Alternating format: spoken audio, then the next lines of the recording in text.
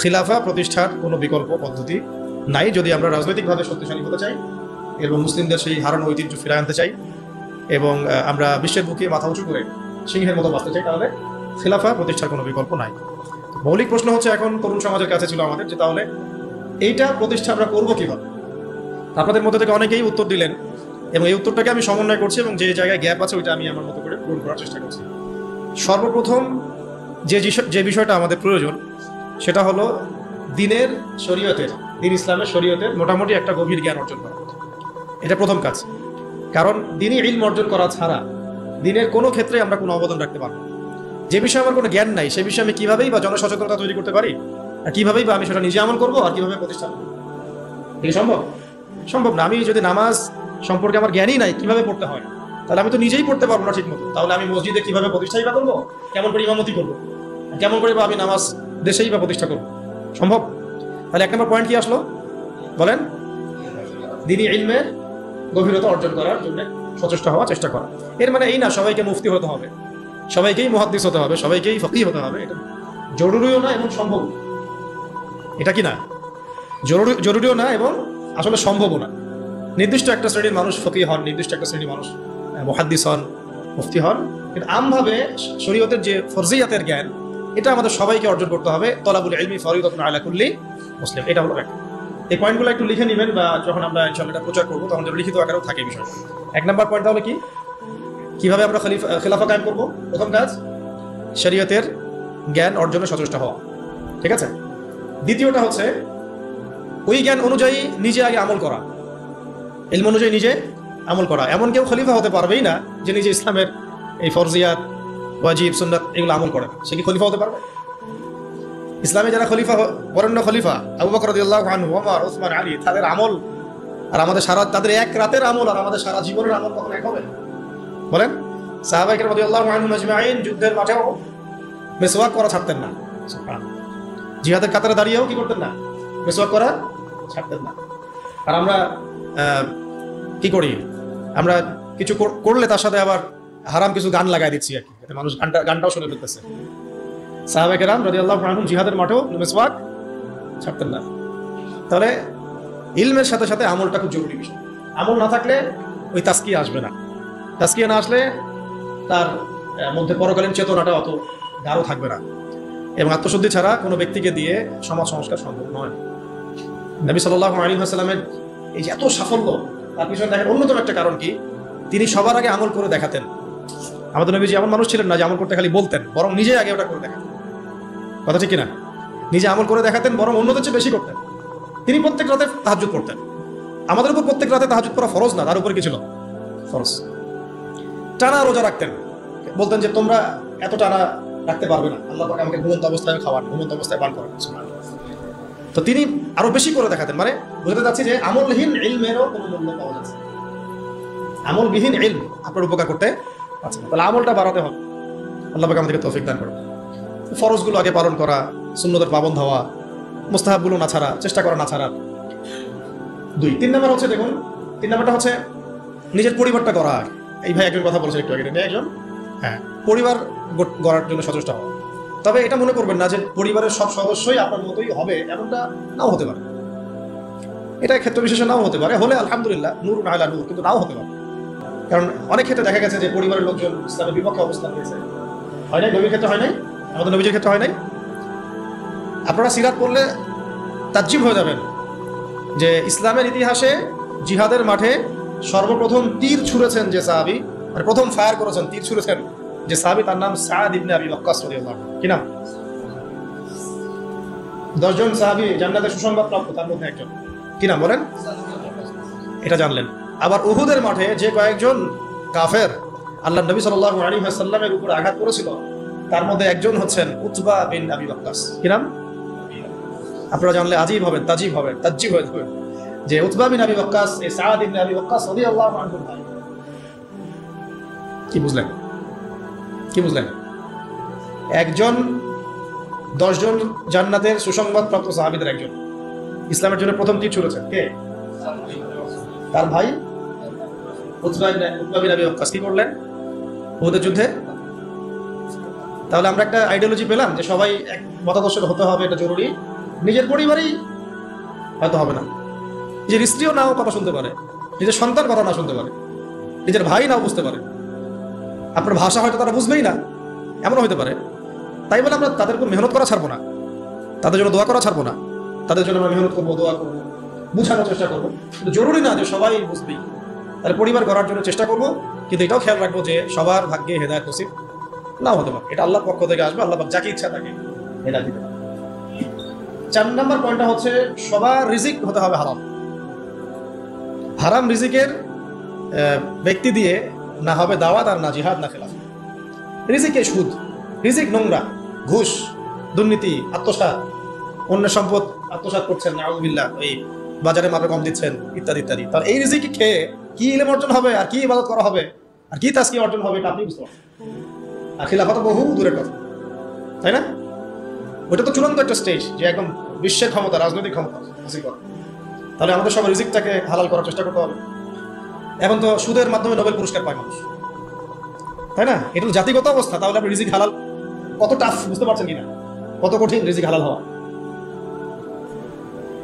আমরা পশ্চিমাদের কাছে গ্রহণযোগ্যতাকে গ্রহণযোগ্যতার মানদণ্ড বানাচ্ছি কোনো কোনো ক্ষেত্রে, অথচ আমরা ভুলে গেলাম যে সবচেয়ে গ্রহণযোগ্য সে ব্যক্তি যে আল্লাহর কাছে গ্রহণযোগ্য। কি আশ্চর্য! অং সান সুচি নোবেল পুরস্কার পেয়েছিল, মনে আছে আপনাদের? কিসে? পিস, শান্তিতে। যার হাতে আরাকানের বহু মুসলিম এবং অমুসলিম, শুধু মুসলিম না, মুসলিম অমুসলিম বহু মানুষের রক্ত লেগে আছে। কিসে কিসে নোবেল পুরস্কার পাইছে সে? এখন যদি আমি এই পুরস্কারের মানদণ্ডে তাকে যাচাই বাছাই করা শুরু করি, তাহলে আপনি একটু জাহেলে মোরাক্কাব, এবং না আপনি দিন বোঝেন, না দুনিয়া বোঝেন, না ইহকাল বোঝেন, না পরকাল। তো আল্লাহ পাকের কাছে যে মাকবুল সেই মাকবুল, আল্লাহ পাকের কাছে যে গ্রহণযোগ্য সেই গ্রহণযোগ্য। এই গ্রহণযোগ্যতার মানদণ্ড পশ্চিমাদের দর্শন না, বরং কোরআন এবং হাদিসের মূলনীতির আলোকে আমাকে বুঝতে হবে যে কে আল্লাহর কাছে গ্রহণযোগ্য। আফসোস এই বিষয়গুলোকে কেন্দ্র করে লাভ করতেই হয় যে আমরা এই বিষয়গুলো ভুলেই গেছি। আমাদের চোখ দুনিয়া ছাড়া কিছুই বুঝে না। ভাবখানা এমন যে পশ্চিমাদের কোনো গ্রহণযোগ্য ব্যক্তি বা তাদের কোনো খাদেম আমাদের ত্রাণকর্তা হয়ে আসবে, মুম্মাকে খেলাফার দিকে নিয়ে যাবে। ভাবখানা আমাদের ভাবখানা এরকম। তো আমরা আল্লাহর বিরোধী, আল্লাহ পাকের বিধানের বিরোধী কোনো ব্যক্তিকে যদি মনে করি যে তিনি মুসা আলাইহিস সালামের ভূমিকায় এসে বনু ইসরায়েলকে বাঁচায় নাজাতের পথ নিয়ে যাবে, এর চেয়ে বোকা কোনো জাতি হয়? আফসোস এগুলো আমাদের জন্য। তো আল্লাহ পাক আমাদেরকে হক বুঝার তৌফিক দান। 4 নম্বর কটা হলো? 4টা। একটা কি ছিল বলেন তো? প্রথমটা এইটুকু আলোচনা মুখস্থ করে বাসা যাই, তাহলে আজকের আলোচনা সফল ইনশাআল্লাহ। শরিয়ার যতবারই গভীর জ্ঞান অর্জন করো, এবং সবাই তো ফকিহ মুহাদ্দিস মুফতি হতে পারবো না, কিন্তু একটা মানে ফরজিয়াতের জ্ঞানটা সবাই করবো, এটা ফরজ। এবং আমাদের পরিবারের সদস্যদেরকেও শেখাতে হবে। 2 নম্বর হচ্ছিল আমলটা বাড়ানো, ইলম অনুযায়ী আমলটা বাড়ানো। 3 নম্বরটা ছিল আমার পরিবারটাকে আগে গড়ে তোলার চেষ্টা করা। পরিবার না গড়ে উঠলে যে আমি বাইরে আবার দাওয়াতের কাজ করতে পারবো না বা খেলাফত করতে পারবো না, বিষয়টা এমনও না। আমাদের এটাও চলবে, এই মেহনতও চলবে, আবার আমরা বাইরে মেহনত করবো। 4 নম্বর হচ্ছে রিজিক হারাম যেন নিজের রক্তে না ঢুকে। এটা খুবই সতর্কতার সাথে চলা, নাহলে হারাম খোরদেরকে দিয়ে খেলাফা কায়েম হয় না, কখনোই হয়নি, হবে বলে লাভ নাই। মানে যারা হারাম খাচ্ছেন, হারামের প্রতিষ্ঠা করছেন, সুদ, তারপরে ঘুষ, দুর্নীতি ইত্যাদি ইত্যাদি, এটাকে একটা সামাজিক সংস্কৃতি বানায় ফেলেছেন, তাদেরকে দিয়ে কোশ্চিন কালেও আল্লাহ পাকের জমিনে আল্লাহ পাকের বিধান প্রতিষ্ঠা করতে হবে, এবং তারা সেটা করবেও না। ওই চেতনাই তাদের মধ্যে আসবে না। 5 নম্বরটা হচ্ছে যে মাথার উপরে মুরব্বি রাখা। এটা মাথাটা ভালো করে ঢুকান, মাথার উপরে মুরব্বি রাখা। মুরব্বি বলতে বোঝাচ্ছি যারা শরীয়তের গভীর জ্ঞান অর্জন করেছেন, বড় বড় ওলামায়ে কেরাম, তাদের পরামর্শ নেওয়া। যে নিজেকেই মুরব্বি মনে করে সে পথভ্রষ্ট হইতে তার একদিন সময় লাগবে না। আমরা এখন অনেক ওলামায়ে কেরামের এক্সাম্পল দিতে পারবো, পাবলিকে নাম বলতে যাচ্ছি না। শুধুমাত্র নিজেকে মুরব্বি মনে করার কারণে এবং তার মাথার উপরে কোনো মুরব্বি না থাকার কারণে মুহূর্তের মধ্যেই পদস্খলিত হয়ে গেছে। এমন হচ্ছে সকালে হয়তো মুমিন ছিল, বিকালে কুফরি কথা বলে ফেলছে। বিকালে হয়তো মুমিন ছিল, সকালবেলা উঠে মুনাফিকদের পক্ষে কথা বলে ফেলছে, ইসলাম বিপক্ষে কথা বলে ফেলছে, দালালি করে ফেলছে, কারণ মুরব্বীদের সাথে মাশওয়ারা করে নাই। এই জন্য, আর এটা হলো তাদের কথা বললাম যারা মানে ফান্ডামেন্টাল আলেম, এরকম অনেকেই এরকম পরিস্থিতির শিকার হয়ে গেছে। আর আমরা যারা আলেম না, জেনারেল শিক্ষিত মানুষ বা শরিয়াত অত বুঝি না, তারা যদি মুরব্বি মেনে না চলি, আমাদের কি অবস্থা হবে? তো এখন এখানে আমি চলমান প্রেক্ষাপটে একটা খেলে আফসোসের কথা বলি। অনেক কিছুই হলো, অনেক কিছুই হচ্ছে, আবার অনেক কিছু হবে, তাই না? কিন্তু যারা এখানে নেতৃত্ব দিচ্ছেন বা লিডিং রোল প্লে করছেন, তাদের মাথার উপরে কোন কোন মুরব্বীদেরকে তারা রেখেছেন, এটা আমি জানতে চাই। কোন কোন বরেণ্য বিদগ্ধ ওলামায়ে কেরাম আর মুরব্বীদের সাথে মাশওয়ারা করে আপনারা কাজ করছেন, এটা জানার আমার খুব ইচ্ছা। যদি করেন আলহামদুলিল্লাহ, যদি না করেন তাহলে এটা খুবই গলত একটা কাজ হচ্ছে। উচিত ছিল বরেণ্য ওলামায়ে কেরামদের সাথে মাশওয়ারা করা, পরামর্শ করা। ওলামায়ে কেরাম আপনার ঘরের দরজার সামনে যাবেন না, তো আপনাকে আসতে হবে ওলামায়ে কেরামের দরবারের সামনে। জ্ঞান কারো কাছে হেঁটে হেঁটে যায় না, আপনাকে জ্ঞানের কাছে আসতে হবে। আর বরেণ্য ওলামায়ে কেরামদেরকে ফেসবুকে পাবেন না তো এইভাবে। ফেসবুক ইউটিউবে খালি সার্চ মারলেই তো হবে না যে কাদের ওয়াজ মানুষ বেশি শোনে আর কাকে মানুষ বেশি বড় আলেম মনে করে। নো, আপনাকে দেখতে হবে যে আলেমরা কাকে আলেম মনে করে, আম জনগণ কাকে আলেম মনে করে, এটা বড় কথা না। আম জনগণ যদি আলেম মনে করে ভোটাভুটি হয়, তাহলে আমি তো কালকে প্রেসিডেন্ট হইতেও পারি, আল্লাহ যদি চান। বা আরো অনেকে আছে, আজারি ভাই আছে, আমাদের আরো অনেক ভাই আছে, ভোটাভুটি নিলে তো তারাও ভালোই করবে, খারাপ হবে না, তাই না? জনপ্রিয়তা আছে, এটা সত্য মিথ্যার মানদণ্ড না। এই জনপ্রিয়তা হক আর বাতিলের মানদণ্ড কোশ্চিন গেলেও না। আপনারা দেখবেন ওলামায়ে কেরাম কাকে হক মনে করেন, ওলামায়ে কেরাম কার কাছে ইলম নিতে চান, ওলামায়ে কেরাম না কার পিছনে ছুটতেছেন, ওইটা আপনি ফলো করুন। সাধারণ আম ভাবে মানুষ পঙ্গ করার মতো কাকে ফলো করতেছে, কাকে হিরো মনে করতেছে, কাকে বড় সেলিব্রিটি মনে করতেছে, this is not the big deal. এটা বড় কথা। এটা এটা ভালো হতে পারে, তার জন্য কল্যাণকর হতে পারে, আবার ফিতনা হতে পারে। বাংলাদেশের অনেক কিছু ইসলামিক ক্ষেত্রেও, রাজনৈতিক ক্ষেত্রেও এবং সামাজিক ক্ষেত্রেও অনেক বিষয়ের সিদ্ধান্ত গৃহীত হচ্ছে ফেসবুকের মাধ্যমে। ফেসবুকে একটা হাইপ তুলে দেন, দেখা যাবে মানুষ দেখা যাচ্ছে ওইটাকে নিয়ে সারাদিন বসে আছে, ঘুরে ফিরে ওটা সামনে আসতেছে, এটা নিয়ে সবাই লেখালেখি করতেছে, পরে ওইটার আলোকে একটা সিদ্ধান্ত বাস্তবায়ন হয়ে গেল। সুবহানাল্লাহ, সুবহানাল্লাহ, কি জাহালাত, কি ফিতনা! কেন জাহালাত ফিতনা বলছি? একটা এক্সাম্পল দিলে বুঝবেন। একটা খালি এক্সাম্পল দিব। মনে করেন এটা উমর রাদিয়াল্লাহু আনহুর শাসন, একটু মনোযোগ ধরে রাখেন। কার শাসন? উমর রাদিয়াল্লাহু আনহুর শাসনে যারা জনগণ, তারা সবাই সাহাবী না? তারা আল্লাহর রাসূলকে দেখেছেন না? এই দীর্ঘ সময় রাসূলের সহবত ছিলেন না? ওই জামানার একজন ব্যক্তি কি এখনকার সব মানুষের চেয়ে উত্তম না? বুঝলেন কথা? কিন্তু উমর রাদিয়াল্লাহু আনহু সমস্ত সাহাবীদের সাথে এই তথাকথিত গণতান্ত্রিক পদ্ধতিতে মাশওয়ারা করতেন না। মাশওয়ারা করার জন্য ওই সাহাবীদের মধ্যেও বাছাইকৃত একটা প্যানেল ছিল তার, যেটাকে বলা হতো মজলিস শুরা। কি বলা হতো? মজলিসে শুরা। তার মধ্যে বড় বড় বরেণ্য সাহাবী আলী রাদিয়াল্লাহু আনহু ছিলেন, উসমান রাদিয়াল্লাহু আনহু ছিলেন, তালহা রাদিয়াল্লাহু আনহু ছিলেন, আব্দুর রহমান বিন আউফ ছিলেন রাদিয়াল্লাহু আনহু, আর কি জুবাইর বিন আওয়াম রাদিয়াল্লাহু আনহু ছিলেন। এরকম প্রায় 10 জন 15 জন সাহাবীর একটা প্যানেল ছিল। দেখেন, সাহাবীদের যুগেও তিনি বাছাইকৃত মানুষদের সাথে মাশওয়ারা করে সিদ্ধান্ত নিতেন। আমি কি পয়েন্ট বুঝতে পারছি? সাহাবীদের যুগেও তিনি বাছাইকৃত সাহাবীদের সাথে মাশওয়ারা করে সিদ্ধান্ত নিয়ে রাষ্ট্র পরিচালনা করতেন। আর আমরা ফেসবুকের হাইপ থেকে সিদ্ধান্ত নেই। ফেসবুকে কাকে মানুষ হিরো মনে করছে, কাকে কার ভিউজ বেশি, কার ফলোয়ার্স বেশি, কে কোন হাইপে চলছে ইত্যাদি। আলহামদুলিল্লাহ মিন যালিক। এই হাইপের খপ্পরে পড়লে সবসময় সিদ্ধান্ত সঠিক হবে না, বেশিরভাগ ক্ষেত্রে ভুল হতে পারে। অমুক ইসলামী সংগঠনের আমির কে হবে, এটার ফয়সালা হচ্ছে ফেসবুকে। আর ফেসবুক তো ইউজ করতেছে সবাই, মানুষ, জিন, ইনসান, গরু, ছাগল, হাঁস, মুরগি সবগুলো। যেদিন বুঝে না যে আলেম না, যে কোরআন করতে পারে যে পারে না, সবাই ইউজ করতেছে, সবাই মতামত দিচ্ছে। আর সবার মতামত সামনে যখন আসতেছে, একটা বিশৃঙ্খল অবস্থা। আমি একটা এক্সাম্পল দিলাম। উমর রাদিয়াল্লাহু আনহু সমস্ত সাহাবীদের মধ্যে থেকে বাছাইকৃত সাহাবীদেরকে নিয়ে মজলিসের শুরার মধ্যে দিয়ে সিদ্ধান্ত নিয়ে রাষ্ট্র চালিয়েছেন বলেই তো ওই যুগটাকে বলি আমরা সোনালী যুগ। ওই জামানায় যদি ফেসবুক থাকতো তাহলে অবস্থা খারাপ।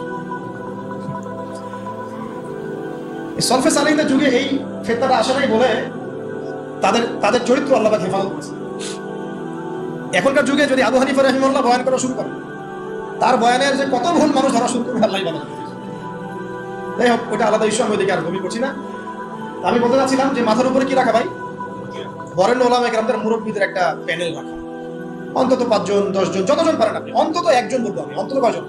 অন্তত একজন আপনার শায়েখ থাকা উচিত, মুহাক্কিক, হকপন্থী, আলেম, শায়েখ থাকা উচিত। এবং তাদেরকে আপনি ফেসবুকে খুঁজে পাবেন জরুরি না, কারণ বরেণ্য ওলামায়ে কেরামদের আমি দেখেছি তাদের 99%ই ফেসবুক ইউজ করেন।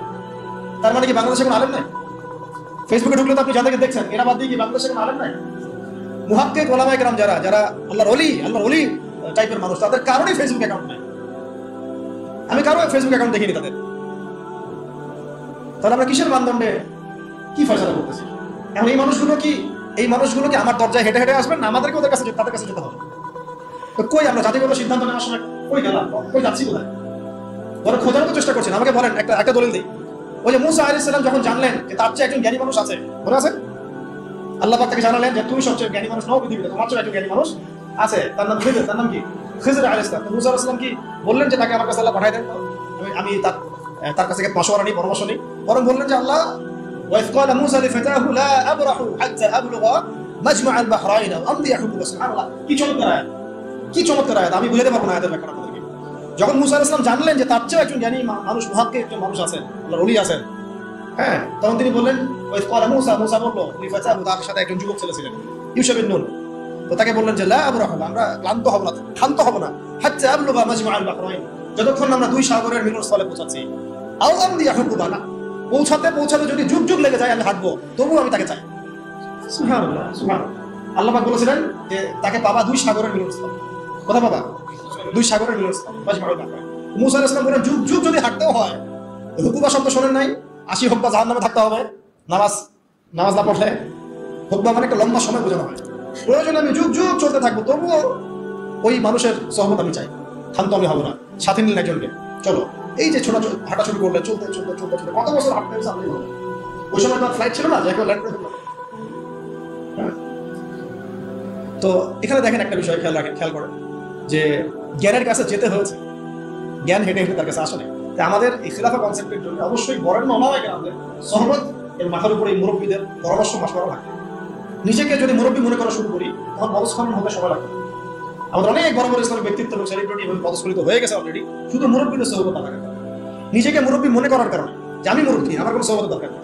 অথচ প্রত্যেক বরেণ্য মুরব্বীও আমরা যাদেরকে চিনি, তারাও মাথার উপরে মুরব্বী রেখে চলে। তাদেরও মুরব্বী আছে। এটা সিলসিলা, একটা সিলসিলা, সিনাই এটা চলে আসতেছে একদম সাহাবীদের যুগ থেকে, রাসূলের যুগ। তাই 5 নম্বর পয়েন্টটা হচ্ছে আমাদেরকে কি করতে হবে ভাই? ওলামায়ে কেরামের সহবত লাগবে এবং মাথার উপর মুরব্বী রাখতে হবে। কমপক্ষে কয়জন? কমপক্ষে একজন। এটা আপনি সিলেক্ট করবেন কিভাবে? ফেসবুক থেকে দেখবেন ওলামায়ে কেরামগণ কাকে বড় ভাবকে গালে করেন, এইভাবে সিলেক্ট করবেন, খুঁজে বের করবেন। তাদের সংখ্যা একজন হতে পারে, 10 জন হতে পারে, 100 জন হতে পারে। আমাদের মাশওয়ারার এই সুন্নতটাকে চালু করতে হবে। কয়টা হলো? 5টা। আচ্ছা, 6 নম্বরটা হচ্ছে যে আমাদের সবাইকে সিরাতুন নবী সাল্লাল্লাহু আলাইহি ওয়াসাল্লাম পড়তে হবে। কি পড়তে হবে ভাই? এক ভাই বলেছিলেন এই কথাটা মাঝখানে, যে খেলাফা প্রতিষ্ঠা করা কি একটা ইবাদত নাকি দুনিয়াবি কাজ? বলেন। তাহলে ইবাদত যদি হয়, তাহলে এর তরিকা কার কাছ থেকে নিতে হবে? রাসূলুল্লাহ সাল্লাল্লাহু আলাইহি ওয়াসাল্লামের সুন্নাত থেকে, সিরাত থেকে। তাহলে আমরা যদি সিরাতের চর্চা না করি, সিরাত না পড়ি, না বুঝি, তাহলে আমরা এই খেলাফা প্রতিষ্ঠার পথে গেলেও ভুল করে ফেলব। নবীর তরিকা বাদ দিয়ে অন্য তরিকাকে আমল কবুল হবে? মনে হয় আপনাদের সাফল্য আসবে না। আচ্ছা, এটা মাথায় রাখেন। 7 নম্বর হচ্ছে, এটাও বলেছেন এক ভাই, যে আমাদের সবাইকে ঐক্যবদ্ধভাবে সিদ্ধান্ত নিয়ে একজনকে আমির নিযুক্ত করতে হবে। কি করতে হবে? আমির তো নিজে বলবে না যে ভাই আমি আসো তোমরা আমার দলে, বলবে? যারা বুঝবান তাদের উচিত হবে উদ্যোগ নিয়ে খিলাফা প্রতিষ্ঠার সংগ্রামে বা এই মুভমেন্টে কোন একজন ভাইকে বা কোন একজন আলেমকে, কোন একজন বরেণ্য ব্যক্তিত্বকে আমির হিসেবে নির্ধারণ করা। এই কাজটা কাদের দায়িত্ব দেওয়া? এটা আপনাদের দায়িত্ব। ওলামায়ে কেরামদের সাথে বসা, তাদের সাথে মাশওয়ারা করা, কাকে করা যায় এটা নিয়ে একটা মুভমেন্ট করা, এটা আপনাদের দায়িত্ব। নেতা ছাড়া কোনো যুদ্ধ হয়? নেতা ছাড়া কোনো মুভমেন্ট হয়? আর সবাই যদি নিজেকে নেতা মনে করা শুরু করে তাহলে হবে? আর নেতা কয়জন হবে? 10 জন, 20 জন না একজন? একটা মুভমেন্ট তখন সফল হবে যখন সেখানে একজন বরেণ্য, আল্লাহর কাছে কবুল একজন বান্দা, যিনি দায়িত্ব চেয়ে নিচ্ছেন না, চাচ্ছেন না যে আমাকে আমি করুন, বরং মানুষ বুঝে শুনে তাকে আমি করছি, এরকম কোনো মানুষ যখন বিচক্ষণ বিদগ্ধ একজন আমির থাকবে মাথার উপরে, তখন এই মুভমেন্টটা সফল হবে। এটা হলো আমাদের কাজ। তাহলে আমির একটা বড় বিষয়। কারণ দেখুন, সাহাবীরা একজন নেতার অধীনে নেতৃত্বে চলেছে, তাই না? সাহাবীর যুগের পরে আবু বকর রাদিয়াল্লাহু আনহু সময় কে আমির ছিল? একজন। কয়জন? নাকি ওমর রাদিয়াল্লাহু আনহু আমির, বাকিরা কি সবাই আমির? সবাই কি আলাদা আলাদা আমির? একজন আমির ছিলেন, আবু বকর রাদিয়াল্লাহু আনহু। তারপরে ওমর রাদিয়াল্লাহু আনহুর সময় কি একজন আমির না 10 জন আমির? উসমান রাদিয়াল্লাহু আনহুর সময়, আলী ইবনে আবি তালিবের সময় একজন। কিন্তু আমি একটা এক্সাম্পল দিয়ে বুঝালাম যে আমির যখন একজন থাকে তখন সমাজে শৃঙ্খলা হয়ে যায়। 10 জন ইমারতের দায়িত্ব যদি দাবি করে আমিও আমির, তুমি অমুক আমির, তুমি অমুক আমির, তাহলে বিশৃঙ্খলা সৃষ্টি হবে, তখন খিলাফা মুভমেন্টটা পড়ে যায়। 8 নম্বর হচ্ছে আমিরের হাতে বায়াত জরুরি। কি জরুরি? আমিরের হাতে হাত রেখে বায়াত নেওয়া জরুরি। শরিয়াতের তাজকিয়ার এবং জিহাদের খেলাফা বায়াতবিহীন কোনো ইমারত দাঁড়াতে পারবে না। কেন? কারণ আমরা যখন বরেণ্য ওস্তাদদের কাছে, মুরব্বীদের কাছে বায়াত করি, তখন কোনো ব্যবসা শুরু করার আগেও তার সাথে পরামর্শ করি যে আমি এটা করতে যাচ্ছি, ওস্তাদ কেমন হবে, ভালো। বা আমি এটা শুরু করতে চাচ্ছি, আপনি মশওয়ারা চাচ্ছি, এই পরিস্থিতিতে আমাদের কি করা উচিত, মশওয়ারা চাচ্ছি, প্রত্যেকটা বিষয় তখন সে আমিরের উপর আমরা মশওয়ারা করছি।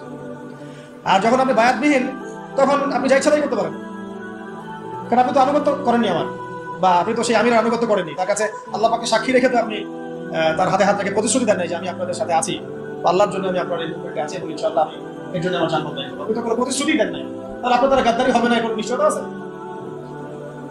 কোনো নিশ্চয়তা আছে? এই সুন্নত উঠে গেছে সমাজ থেকে। এটা শুধু এক শ্রেণীর আমরা ওই যে পীর মুরিদি সিলসিলার মধ্যে রেখে দিয়েছি। এটা যে রাষ্ট্রীয়ভাবে প্রযোজ্য ছিল, একটা আন্দোলনের ক্ষেত্রে প্রযোজ্য ছিল, একটা মুভমেন্টের ক্ষেত্রে প্রযোজ্য ছিল, জিহাদের ক্ষেত্রে প্রযোজ্য ছিল, এটা আমরা দেখছি। সাহাবীদের শোনেন, কোন সাহাবী নবীর কাছে বায়াত না করে মুসলিমই হতে পারে না। যেই মুসলিম হয়েছেন হাতে হাত রেখে বায়াত করেন নাই, ইসলামে বায়াত। তারপরে যখনই নবী সাল্লাল্লাহু আলাইহি ওয়াসাল্লাম কাউকে কোনো সারিয়া অভিযানে পাঠিয়েছেন বা কোনো গাজওয়ায় পাঠিয়েছেন বা উনি নিজেও গিয়েছেন, তখন সবার আগে জিহাদের বায়াত হয়েছে। এমনকি ওই হুদাইবিয়ার সন্ধির সময়ও যখন খবর ছড়িয়ে পড়লো ওসমান রাদিয়াল্লাহু আনহু হত্যা করা হয়েছে, ওইখানেও ওই গাছের নিচে বায়াত হয়েছে, আমাদের হাতে অস্ত্র নেই, তাতে কি তবু ওসমানকে ছাড়া নিয়ে আসবেন, আরো যুদ্ধ হবে। বায়াতবিহীন কোনো জিহাদ হয় না। বায়াতবিহীন কি হয় না? একা একা আপনি কিছুই করতে পারবেন না। একটা জামাআ, ইমারা, আমির, সামউ ওয়া তাআ এবং বায়াত ছাড়া মুভমেন্টগুলো হয় না। এই জন্যই ওই পর্যায়ে পর্যন্ত যেতে পারছি না। আর যারা দেখেন ওই পশ্চিমা শক্তির মরণ, নাম না হয় নাই বললাম, ওই রাষ্ট্রের নামও নিতে ইচ্ছা করে না, তাদেরকে যে পিটিয়ে বের করছে খোরাসান থেকে 20 বছর ধরে মাইর দিছে, তাদের মধ্যে এই সুন্নতগুলো ছিল।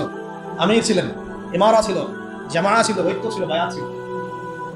এইটা আমাদের মধ্যে উঠে গেছে, এটা জরুরি। বায়াতের কটা হলো? আমির লাগবে, বায়াত লাগবে এবং অনুসারী লাগবে। কি লাগবে? অনুসারী লাগবে। অনুসারীদের কর্তব্য হচ্ছে সামি'না আতা'না, সামি'না আতা'না, শুনলাম মানলাম, শুনলাম মানলাম। হ্যাঁ, যদি আমিরের মধ্যে এমন কিছু দেখা যায় যে সে সরাসরি কোরআন সুন্নাহর বিরোধী করে কাজ করছে, তখন আপনার ওই কথার উপর কোনো ইয়া নাই, আপনি শুনতে হবে না, মানতে হবে, তখন এটা নাই। যেমন আবু বকর রাদিয়াল্লাহু আনহু যখন খলিফা হয়েছেন, আপনারা একটু এটা গুগলে সার্চ করলে পাবেন, কিতাব না করলে গুগলে পাবেন। যখন তিনি খলিফা হয়েছেন তখন জাতির উদ্দেশ্যে একটা ভাষণ দিয়েছেন। কত মিনিটের ভাষণ জানেন? কত সেন্টেন্সের ভাষণ? 4 থেকে 5টা সেন্টেন্সের ভাষণ। পুরো জাতির উদ্দেশ্যে ভাষণ দিচ্ছেন খলিফা হওয়ার পরে। কত কত সেন্টেন্সে? 4 থেকে 5টা বাক্যের ভাষণ। তাহলে কোন জাতি চিন্তা করেন, কত মানে বড় আল্লাহর ওলি তিনি, এটাও চিন্তা করেন। আবু বকর রাদিয়াল্লাহু বলছেন যে আমি তোমাদের মধ্যে সর্বশ্রেষ্ঠ মানুষ হই, মানে আমি মনে করি না যে আমি তোমাদের মধ্যে সর্বশ্রেষ্ঠ মানুষ, কিন্তু আমাকে তোমাদের আপনাদের পক্ষ থেকে এই দায়িত্ব দেওয়া হয়েছে। 1 নম্বর সেন্টেন্স শেষ। 2 নম্বর হচ্ছে আসিদকু আমানা ওয়াল কাযিবু খিয়ানা, সত্য এবং সত্যবাদিতা হচ্ছে আমানত, এবং মিথ্যা, এই যে প্রতারণা, মিথ্যা, এগুলো হচ্ছে খিয়ানত। 2টা সেন্টেন্স, ঠিক আছে? দাঈফুন মিনকুম কাওয়িউন ইনদি হাত্তা আখুযা হাক্কা লাহু ইনশাআল্লাহ, তোমাদের মধ্যে যারা দুর্বল তারাই আমার কাছে সবচেয়ে বেশি শক্তিশালী। হ্যাঁ, তোমাদের মধ্যে যারা দুর্বল তারা আমার কাছে সবচেয়ে বেশি শক্তিশালী, যতক্ষণ পর্যন্ত মানে আমি তোমাদের হক আদায় না করছি।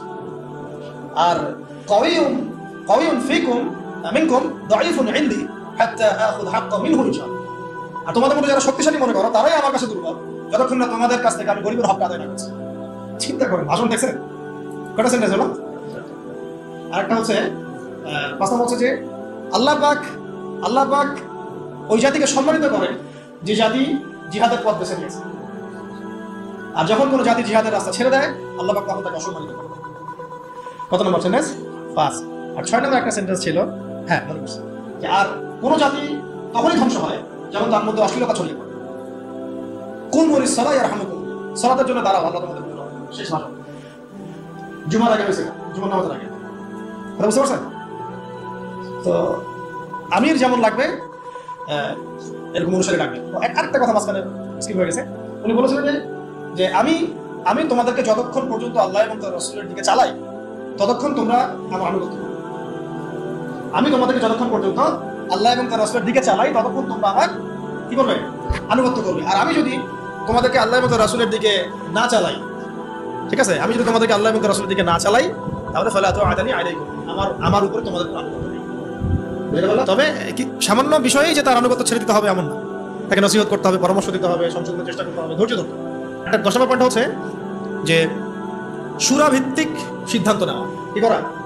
মজলিসে শুরা ভিত্তিক সিদ্ধান্ত নেওয়া। একটু আগে একটা কথা বলে এক্সাম্পল দিয়েছিলাম, ওমর রাদিয়াল্লাহু আনহু, তার একটা শুরা প্যানেল ছিল না, এই শুরা প্যানেল থেকে সিদ্ধান্ত গৃহীত হতো, তারপর এটা পুরো জনগণের উপরে বাস্তবায়ন। কথা বুঝতে পারছেন? তাই আমাদেরকে ওইভাবেই একটা প্রত্যেকটা ক্ষেত্রে একটা শুরা কমিটি থাকতে হবে, যারা মাশওয়ারা করে পরামর্শের মধ্য দিয়ে সিদ্ধান্ত নেবে। এটা একটা যেহেতু রাষ্ট্রীয় ব্যাপার, এটা বিভিন্ন স্তরে স্তরে ভাগ হতে পারে। যেমন কেন্দ্রীয় একটা শুরা কমিটি, শুরা সদস্য, জেলা ভিত্তিক শুরা সদস্য, থানা ভিত্তিক শুরা সদস্য, এভাবে হয়তো একটা চেইন অফ কমান্ড থাকতে পারে, কিন্তু মূল শুরা থাকবে একটা কেন্দ্রীয়। এখান থেকেই সবকিছু ফয়সালা হচ্ছে। আপনারা কি জানেন যে বর্তমান বিশ্ব যে চলতেছে এই তাগুতি বিধান দিয়ে, শয়তানি বিধান দিয়ে, এরও একটা শুরা পরিষদ আছে? হ্যাঁ, ওটা কি? জাতিসংঘ। জাতিসংঘ চাচা বুঝতে পারছে, অবাক হইলাম। জাতিসংঘ না, জাতিসংঘের সাধারণ পরিষদ না, কিন্তু জাতিসংঘের সিকিউরিটি কাউন্সিল। দুটা ওখানে প্যানেল আছে, কিন্তু একটা সাধারণ পরিষদ, একটা হচ্ছে কি সিকিউরিটি কাউন্সিল। সিকিউরিটি কাউন্সিল থেকে সিদ্ধান্ত গৃহীত হয় যে কি হবে না হবে, কোন কোথায় কি করবে। কে জানে বাংলাদেশ নিয়ে বড় কি প্ল্যান করতেছে, আল্লাহ ভালো। প্ল্যান তো করতেছে, কোথায় কি। শোনেন, এটা তো কিছুই না, বাংলাদেশ তো ছোট রাষ্ট্র একটা, দুর্বলই বলা যায় বিশ্বের প্রেক্ষাপটে। আরবের 8-10টা রাষ্ট্রকে 2-3 বছর 4 বছরের ব্যবধানে আরব বসন্তের স্লোগান দিয়ে পুরাই চেঞ্জ করে ফেলে দিচ্ছে। এটা এমন এক দাজ্জালীয় শক্তি। দাজ্জাল তো মানুষের রূপে আসে নাই, অনুসারী তো ওরা তৈরি করে রেখে দিছে। আপনারা হাদিস পড়েন, আমরাও পড়ি, আগে একভাবে বুঝতাম, যতদিন যাচ্ছে আল্লাহ পাক অন্যভাবে বোঝার তৌফিক দিচ্ছেন আলহামদুলিল্লাহ। দাজ্জাল যে সারা বিশ্ব চষে বেড়াবে, ওকে সারা বিশ্বের প্রত্যেক গ্রামে গ্রামে হেঁটে হেঁটে বেড়াবে, নাকি অনুসারী দিয়ে শাসন করাবে? কমন সেন্স না? সব জায়গায় যে ওকে প্রত্যেক নূরপুরে ওকে আসতে হবে ওর শাসন প্রতিষ্ঠা করার জন্য? ওর কোন এজেন্ট থাকলেই যথেষ্ট। আবার ভালো দিক দিয়ে দেখেন, ওমর রাদিয়াল্লাহু আনহু খেলাফতের সময় তিনি কি পুরো বিশ্বের সব জায়গায় ঘুরে ঘুরে বেরিয়ে শাসন করেছেন? তিনি ছিলেন মদিনায়, চেইন অফ কমান্ড। তার অনুসারী সাহাবায়ে কেরাম রাদিয়াল্লাহু আনহুম তারা বিভিন্ন জায়গায় তাদের কাজ করছেন, ইসলামের কাজ করছেন। এটাই তো মানে স্ট্র্যাটেজি হয়। দাজ্জাল আসে নাই, বের হয়নি, তো কি হয়েছে? ওর অনুসারী তো অ্যাক্টিভ সবাই। তো 10 নম্বরটা বলছিলাম কি ভাই, আমাদের মজলিসে সুরাভিত্তিক সিদ্ধান্ত নিতে হবে। সুরাভিত্তিক সিদ্ধান্ত ছাড়া আমরা আগাতে পারবো না। এবং এটা এই সুরা সদস্য আপনি নির্ধারণ করবেন কিসের ভিত্তিতে? টাকা পয়সা, ইলম, আমল, তাসকিয়া, পরহেজগারিতা এবং তার বিচক্ষণতা, প্রজ্ঞা, এগুলোর ভিত্তিতে এটা বিচার করা হয়। এখানে একজন ব্যক্তি থাকতে পারেন যার বয়স 20 বছর, এমন ব্যক্তিও মজলিসে সুরায় থাকতে পারে। তার যদি জ্ঞান, প্রজ্ঞা, বিচক্ষণতা থাকে, কোনো সমস্যা নাই, আমল থাকে। আবার এমন একজন ব্যক্তি যার বয়স 50, 60, 70, তিনিও থাকতে পারেন। এটা সিদ্ধান্ত টাকা পয়সা, পদ, পদবী, ক্ষমতার ভিত্তিতে হবে না, যেটা আমাদের এখানে সুন্নত হয়ে গেছে নাউযুবিল্লাহ। আপনারা কি জানেন, ওমর রাদিয়াল্লাহু আনহুর যুগে তিনি একজনকে খুব কাছে রাখতেন, এক সাহাবীকে, যদিও তার বয়স তখন অনেক কম ছিল, মানে কম বলতে মোটামুটি কম ছিল। তার নাম আব্দুল্লাহ বিন আব্বাস রাদিয়াল্লাহু আনহু। আব্দুল্লাহ বিন আব্বাস রাদিয়াল্লাহু আনহু আল্লাহ নবী সাল্লাল্লাহু আলাইহি ওয়াসাল্লামের চাচাতো ভাই। তার বয়স কিন্তু অন্য সাহাবীদের চেয়ে বেশি ছিল না, তিনি তাকে কাছে রাখতেন। কারণ কি জানেন? কারণ নবীজি সাল্লাল্লাহু আলাইহি ওয়াসাল্লাম তারই চাচাতো ভাইয়ের বুকে মাথায় হাত রেখে একটা দোয়া করে দিয়েছিলেন। আমাদের নবীজি একদিন রাত্রেবেলা উঠে ইস্তেঞ্জা করতে গিয়েছেন, বের হয়ে দেখেন যে কেউ একজন তার জন্য ওযুর পানি রেখে দিয়েছে। ঠিক আছে, তো নবীজি অবাক হয়ে গেছেন, কে পানি রাখছে এখানে আমার জন্য? তো আব্দুল্লাহ বিন আব্বাস রাদিয়াল্লাহু আনহু বললেন যে আমি রাখছি। ছোট তখন তিনি, 10, 12, 14 বছর বয়সে। কত বিচক্ষণ, কেয়ারফুল দেখেন যে নবীজি ইস্তেঞ্জা গেছেন, আমি একটু খেদমত করে দিই, একটু পানি আগায় দিই। এই পানিটা পেয়ে নবী সাল্লাল্লাহু আলাইহি ওয়াসাল্লাম তাকে বুকে জড়ায় ধরে মাথায় হাত বুলায় দোয়া করছিলেন সাল্লাল্লাহু আলাইহি ওয়াসাল্লাম যে আল্লাহুম্মা ফাক্কিহহু ফিদ-দীন ওয়া আল্লিমহু তা'উইল। আল্লাহ আপনি তাকে দ্বীনের গভীর বুঝ দান করেন এবং তাকে এই যে কোরআনের এগুলোর ব্যাখ্যা বিশ্লেষণ করার তৌফিক দান করেন। তিনি হয়েছেন পরবর্তীতে রাইসুল মুফাসসিরিন, সমস্ত মুফাসসিরদের সর্দার যাদেরকে বলা হয়, তার মধ্যে একজন হচ্ছেন আব্দুল্লাহ বিন আব্বাস রাদিয়াল্লাহু। তার বয়স তখন কম, তারপরেও ওমর রাদিয়াল্লাহু আনহু তাকে কাছে বসে রাখতেন, পরামর্শ নিতেন, আয়াতের ব্যাখ্যা জানতে চাইতেন। ওমর রাদিয়াল্লাহু আনহু কি কম জানেন? হ্যাঁ, ওমর রাদিয়াল্লাহু আনহু কি কম জানেন? তারপরেও তিনি তাকে এইভাবে খাতির যত্ন করতেন, যাতে যদি কোনো ভুল কিছু না হয়, ভুল কিছু যেন না হয়, তার কাছ থেকে জেনে নেওয়া, যদিও তার বয়স কম। আর এখন তো মানে আহলুল ইলমদেরকে মূল্যায়নই করেন না। হুজুররা কোথায় ছিল? বক্তব্যটা এরকম, হুজুরদের দিয়ে কি হবে? হুজুরদের সাথে এসবের কি সম্পর্ক? রাজনীতির সাথে হুজুরের কি সম্পর্ক? ওখানে আমরা যাবো কেন? তাদের কাছে মাশওয়ারা নিব কেন? আমরা কি কম বুঝি? আমাদের মাশওয়ারা দেওয়ার জন্য জাতিসংঘ আছে, হ্যাঁ, ইসরায়েল আছে, আমেরিকা আছে, পশ্চিমা বিশ্ব আছে। আমরা IMF থেকে লোন নিয়ে আসবো, জাকাতের কি দরকার আছে? হুজুররা বললেই হবে? ভাবখানা এরকম আর কি। এই জন্য এই জাতির এই দুর্দশা হচ্ছে। আল্লাহ পাক যেন যারা বুঝে নাই, মানে যারা এখন বর্তমান, তাদেরকে যেন বোঝার তৌফিক দান। আমরা দোয়া করবো সবার জন্য। আমরা কারো দুশ্মনী কারোর সাথে আমাদের নাই, কিন্তু আমরা হকের পক্ষে থাকবো সবসময়, বাতিলের বিপক্ষে থাকবো সবসময়। আমরা মাজলুমের পক্ষে থাকবো এবং জালেমের বিপক্ষে, সে যেই হোক না কেন, হুয়েভার হি ইজ। আমরা মাজলুমের পক্ষে, জালেমের সোজা কথা, সে যেই হোক। সুরা থাকতে হবে এবং সুরার মধ্যে এইভাবে বিচক্ষণ জ্ঞানী ব্যক্তিদেরকে স্থান দিয়ে আমাদেরকে চলতে হবে, মশওয়ারা করবো। বাট আরও আছে, এই যতগুলো বলা যায় মাথায় যতগুলো আসে। এক ভাই বলেছিলেন তাসকিয়ার কথা, আত্মশুদ্ধি খুব ইম্পর্টেন্ট। নিজের মধ্যে নিজের অন্তর যদি পবিত্র না হয়, আত্মশুদ্ধি মানে হচ্ছে নিজের নফসটাকে পবিত্র করা। নফসের মধ্যে কারো প্রতি হিংসা বিদ্বেষ এগুলো রাখা যাবে। একেবারে আমরা বলি একটা কথা, সাদা মনের মানুষ, সাদা মনের মানুষ হতে হবে। তাসকিয়ার আত্মশুদ্ধি থাকবে, নূর থাকবে কলবে। এগুলো আবার শুধুমাত্র বই পড়ে বা আমল করে আসে না, এটার জন্য মুরব্বী লাগে, আল্লাহর ওলিদের সোহবত লাগে। তখন দেখবেন যে আপনি অনেক কিছু, অনেক জ্ঞান এমনভাবে অর্জন করছেন যেটা আপনি 20 বছর পড়াশোনা করেও পান না, যেটা আপনি 20 মিনিটে পাচ্ছেন, 20 দিনে পাচ্ছেন, 20 বছরে পাচ্ছেন। আত্মশুদ্ধি অর্জন করার জন্য সাহাবীরা কি করতেন? সবসময় নবীর কাছে গিয়ে পড়ে থাকতেন। খেয়াল করেন নাই? যখন একটু ফুরসত পেতেন কাজকর্ম শেষ, মসজিদে নবীর কাছে কথা শুনতেন, বসতেন, যোগাযোগ রাখতেন। আমাদের ওলামা ইকরামদের সাথে কানেকশনই বা কথা, কানেকশন উঠে গেছে না এখন, কানেকশন ফোনে। আর এটা নিয়ে আমি আরেকটা লেকচার দিব ইনশাআল্লাহ, যে এটা কি পরিমাণ ফিতনা একটা জগৎ। এই কারো চরিত্র নষ্ট করতে বাকি রাখবে না, এবং দুশ্চরিত্র ব্যক্তিকে গাছে উঠাইতেও বাকি রাখবে। হককে বাতিল বানায় ফেলতে পারে, বাতিল হক বানায় ফেলতে পারে। এতটাই ফিতনা। তো আমাদের মুরব্বীদের সাথে সোহবতের সাথে সাথে তাসকিয়া, আত্মশুদ্ধি অর্জন করার চেষ্টা করতে হবে। এই জন্য ওলামা ইকরাম বলেন পরকালের ফিকির করা, মৌতের কথা স্মরণ করা, বেশি বেশি জিকির করা, কুরআন তেলাওয়াত বাড়ায় দেওয়া, তারপরে মুরব্বীদের সাথে দেখা সাক্ষাৎ করা, আলেমদের সাথে যোগাযোগ রাখা। যখনই মনটা একটু দুনিয়াবি ভাব আসতেছে তখনই চলে যাওয়া। দেহ সাজা আসলে মনটার মধ্যে অস্থিরতা কাজ করতেছে, মনে হচ্ছে ইমান কমে যাচ্ছে, আমল কমে যাচ্ছে, পরামর্শ দেন, এইভাবে অস্থির থাকা। হুযায়ফা রাদিয়াল্লাহু আনহুর ঘটনা মনে আছে না? উনি মনে করছিলেন যে একদিন আমি কি মুনাফিক হয়ে গেলাম কিনা, আল্লাহ নবীর কাছে গিয়ে বসলে জান্নাত জাহান্নাম পুরো চোখে দেখতেছি, বাসায় গেলে মনে হয় যে দুনিয়ার কাছে ঢুকে গেছি। মনে আছে না হাদিসটা? ফাজাল আমার বই তো আছে। তো তখন তারা দৌড় দিয়ে আমার নবীর কাছে আসলেন, ইয়া রাসূলুল্লাহ বাসায় গেলে এমন লাগে, আপনার কাছে থাকলে এমন লাগে। নবীজি বললেন যে এটা স্বাভাবিক, কারণ তোমরা যদি সবসময় ওই একই হালতেই থাকতা তাহলে তো তোমরা ফেরেশতা হয়ে যেতা। এই যে ওনাদের ফিকির যে কি হলো, আমি কি মুনাফিক হয়ে গেলাম কিনা, এটা যোগাযোগটা রাখা। এবং আমি বারবার একটা কথা বলতেছি, জ্ঞান আপনার ঘরের দরজা আসবে না, আপনাকে জ্ঞানের কাছে চাইতে হবে, খুঁজে বের করতে হবে, এবং আল্লাহর কাছে কান্নাকাটি করে দোয়া করতে হবে যে আল্লাহ আমাকে সেরকম মুহাক্কিক আলেম, ওইরকম মুহাক্কিক আল্লাহর ওলির সোহবত আল্লাহ তুমি নসিব করো, ওইরকম মানুষদের পরামর্শ নিয়ে চলার তৌফিক দাও। ঠিক আছে, কটা হচ্ছে আজকে? আচ্ছা, এবার আসি, এগুলো একটু স্ট্রং, একটা বলে শেষ করতেছি। 12 নম্বর হচ্ছে শারীরিক এবং মানসিকভাবে শক্তিশালী হওয়া। কি ঘুমাসটা একটা কাজ করেন, জায়গা পরিবর্তন করেন।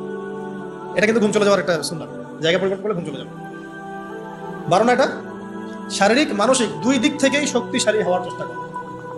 কারণ ইসলামের সুন্নত এটা নয় যে আমি গিয়ে মাইর খাবো। জিহাদের মাঠে সাহাবীরা কখনো এই উদ্দেশ্যে যান নাই যে গেছি আমাকে মারো আমি শহীদ হয়ে যাবো, এইভাবে যান নাই তারা, বরং গিয়েছেন এই উদ্দেশ্যে যে আমি কাফেরের গর্দান উড়াই দিব। এবং সেই প্রস্তুতি, সেই প্রিপারেশন, সেই ফিজিক্যাল স্ট্রেংথ, তার প্রশিক্ষণ, এগুলো তার ছিল। ওইটা এমন যুগ ছিল যখন প্রত্যেক ঘরে ঘরে জন্ম থেকেই মানুষ এগুলো শিখত। তীর নিক্ষেপ করা, তরোয়াল চালানো, কুস্তি ইত্যাদি ইত্যাদি, এগুলো জন্ম ছোটবেলা থেকেই মানুষ এগুলো শিখত। এখন তো এটা মানে সব ঘরে ঘরে নাই, আলাদা করে আমরা প্রশাসনিক বাহিনী তৈরি করেছে। এটা হচ্ছে জনগণকে নিরস্ত্রীকরণ করে দেওয়ার একটা প্রক্রিয়া। কিন্তু যাদেরকে প্রশিক্ষিত করছি তারা আবার পশ্চিমাদের দাসত্ব করতেছে, ওদের সেবা রসে বসে আছে। একটা জাতিসংঘের মিশনকে তারা মনে করতেছে জান্নাতের টিকিট পেয়ে গেছে, তাই না? একটা মিশনের জন্য আপনি করে ক্ষেত্রে মুজাহিদ ভাইয়ের বুকে গুলি চালাই দিচ্ছেন। আল্লাহ পাক আপনাদেরকে বোঝার তৌফিক দান করেন। এটাকে ইদাআত বলে, শরীয়তের ভাষায় কি বলে? ইদাআত মানে হচ্ছে শারীরিক মানসিকভাবে শক্তিশালী হওয়ার চেষ্টা করা, অ্যাটলিস্ট আপনার ফিজিক্যাল এক্সারসাইজগুলো করা, মার্শাল আর্টস শেখা, বা তারপরে সেলফ ডিফেন্স শেখা। এখন তো আর ওই পরিবেশ নাই যে সবাই ওইসব অস্ত্র চালানো শিখতে পারবে, এটা তো সবার ক্ষেত্রে প্রযোজ্য হচ্ছে না, কিন্তু অ্যাটলিস্ট মেন্টালি এবং ফিজিক্যালি স্ট্রং থাকার চেষ্টা করি। কারণ এটা সুন্নত নয় যে আমি গিয়ে মায়ের খেয়ে চলে আসবো। সাহাবীরা এই উদ্দেশ্যে জিহাদের মাঠে যান নাই, বরং গিয়েছেন কোন উদ্দেশ্যে? যে আমি মারবো, যদি আল্লাহ পাক আমার ওখানে শাহাদাত দিকে রাখে তাহলে সেখানে আমরা শাহাদাত না। 313 জন নিয়ে যখন আমরা 1500 জনকে হারাচ্ছি, তার মানে কি বুঝতে পারতেছেন?